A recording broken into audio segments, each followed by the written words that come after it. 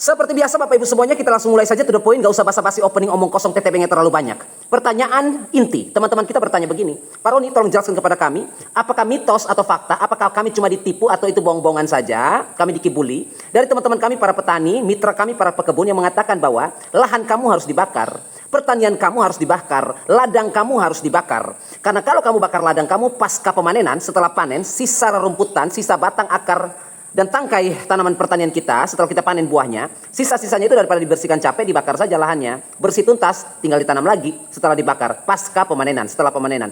Bakar saja maka lahan Anda akan semakin baik, lahan kamu akan semakin subur, pertanian kamu akan semakin meningkat karena hasil produksi semakin naik, unsur hara tersedia karena bakaran-bakaran tadi. Perkebunan pun sama. Teman-teman dari dunia perkebunan pun menginformasikan pada Anda semua seperti itu kan, dan Anda bertanya kepada saya, apakah benar kalau kami bakar lahan pasca pemanenan ataupun persiapan lahan, tidak menutup kemungkinan lahan masih original baru mau dibuka perkebunan di situ, lalu karena banyak gulma, banyak tanaman tidak berguna di situ, lalu daripada dibersihkan butuh banyak biaya, kita bakar saja hutannya, kita bakar saja lahannya, lalu kita buka perkebunan yang baru. Pertanyaan kami, apakah itu benar yang kami dapat? Langsung saya jawab tanpa basa-basi, 100% benar. Orang-orang yang mengatakan seperti itu mengatakan hal yang benar 100%. Kalau Anda bakar lahan Anda akan semakin subur. Kalau Anda bakar perkebunan Anda, tanam berikutnya dia akan subur. Itu benar. Nah, sekarang benarnya gimana supaya kami bisa yakin kalau Bapak Roni mengatakan itu benar? Ilmu pengetahuannya mengatakan seperti apa? Ilmu pengetahuan mengatakan seperti ini. Kalau Anda bakar lahan Anda, apa yang dibakar?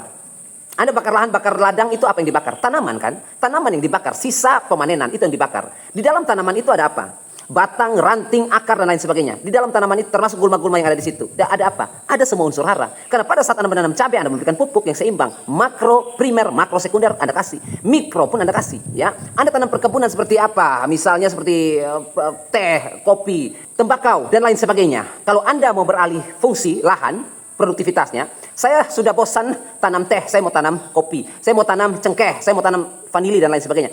Otomatis itu akan dimusnahkan dulu kan. Nah, Anda bakar. Tanam vanili berikutnya atau tanam kopi berikutnya dia akan subur. Itu benar.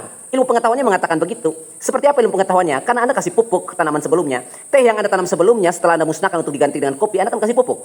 Pupuk itu ada dalam tubuh tanaman, bukan hanya pada daun teh atau pucuk yang Anda panen atau buah kopi yang Anda panen, tetapi unsur hara itu masuk pada seluruh struktur tubuh, batang, ranting, akar. Jadi kalau Anda panen buahnya, pohonnya masih berdiri, Anda bakar, unsur hara yang ada di situ pindah ke tanah. Paham ya?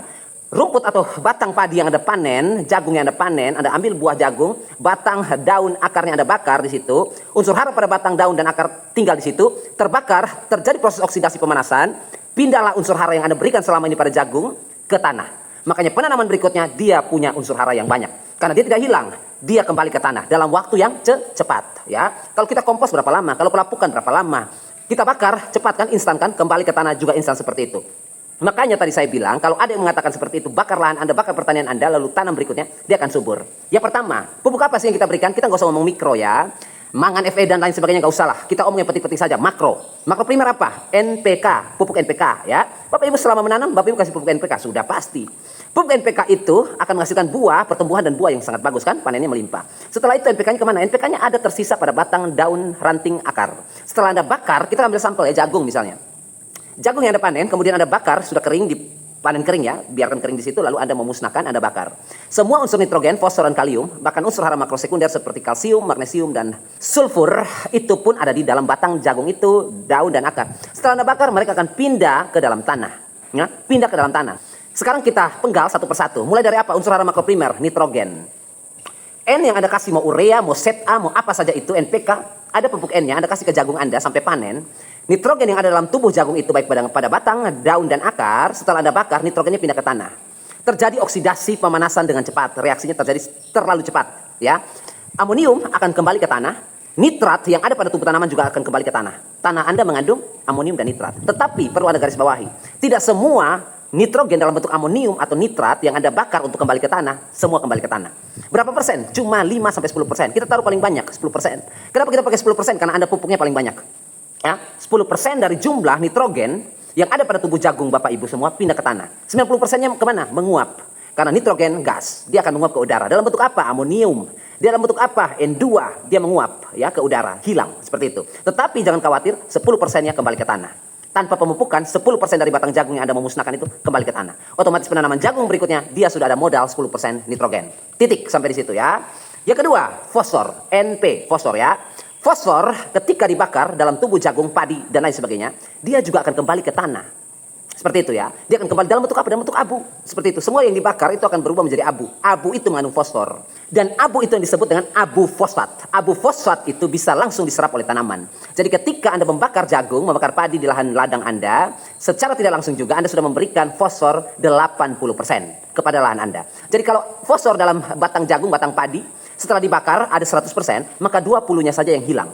Hilang karena reaksi kimia, tetapi 80%-nya ada di situ, tidak hilang kemana-mana. Ya, kalau kita kompos memang bisa, tetapi terlalu lama. Bakar paling cepat, 80% fosfor kembali. Ya, oke kita simpan. Nitrogen kalau kita bakar tanaman kita di ladang, nitrogennya kembali ke tanah 10%, fosfor 80%. Kemudian apa lagi unsur makroprimer? Kalium. Kalium itu mudah terbakar. Ya, kalium mudah terbakar. Kalium kena api langsung meledak. Tetapi perlu Anda catat, kalium oksida ya, yang bisa langsung diserap oleh tanaman itu, kalium.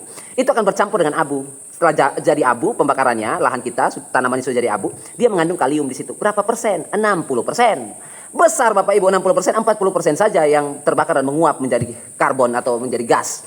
Yang lain 60% itu ada di situ. Jadi ketika Anda kasih pupuk NPK ke jagung atau padi Anda bakar setelah panen, maka Anda sudah dapat nitrogennya N 10%, fosfor 80%, kalium 60%. Lompat kita ke unsur hara makrosekunder. Ada apa di sana? Magnesium. Magnesium itu setelah Anda bakar, dia pindah berubah menjadi abu yang mengandung magnesium. Berapa persen di situ? 70%. Besar-besar Pak? Iya, besar-besar. Makanya orang bilang tadi, bakar tanaman pasti subur tanam berikutnya. Karena itu penjelasan ilmu pengetahuannya seperti itu. Magnesium yang kembali ke tanah setelah pembakaran, abu magnesium, artinya abu yang mengandung MgO, magnesium oksida. Artinya magnesium oksida Bapak Ibu tahu. Setiap kali Bapak Ibu beli pupuk, apa yang ditulis di situ? Pupuk magnesium oksida. Terdiri dari unsur atau kandungan kimianya adalah MgO. Magnesium oksida itu adalah ion. Artinya magnesium yang sudah teroksidasi. Pembakaran itu oksidasi.